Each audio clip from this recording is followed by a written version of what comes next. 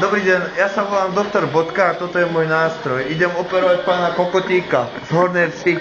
Díky.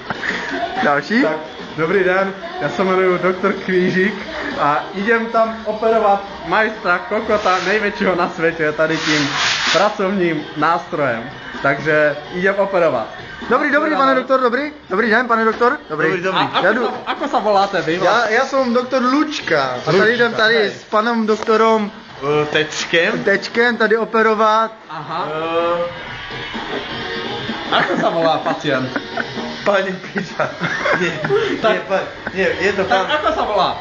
Je to pán Kokot. Dobre, to. Pan Kokot? No, z Hornej Stupni. Dobre, tak všechno nejlepší, ať se vám daří Aj napodobne. a ať se vydaří ta operace teda. Určitě. Mám taky, hej?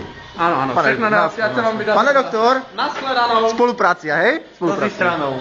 Ďakujem. Jasně. Nashledanou. Ale je teba nevidno. Hej, a ještě, ještě tady mám pomocníka. To má Genza Dusík.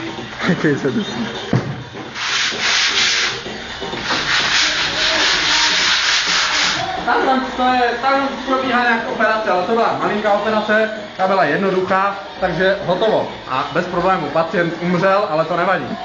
Ale po operaci se zdarila, pacient umrel.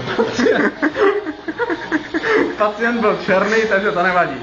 Nevadí vůbec. Neviete čo, ako, operácia sa podarila a Kokot zomrel, no. Ale nevadí.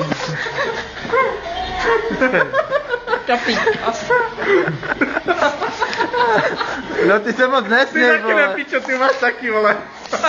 Ale ten ju má pičo. Odkedy nosím piču na tvári, sa cítim lepšie. Moja pička na tvári. No, myslím, že to nepotřebuje další komentář, vole. Ticho, lebo niekto príde a príde pán primár. Tak jo, tak ještě jedno, nashledanou Takže, musíme končit, nashledanou. nashledanou, musíme Nashledanou musíme končit, nashledanou. Ano, ano. Nashledanou musíme končit, Nashledanou. nashledanou musíme končit. Tak.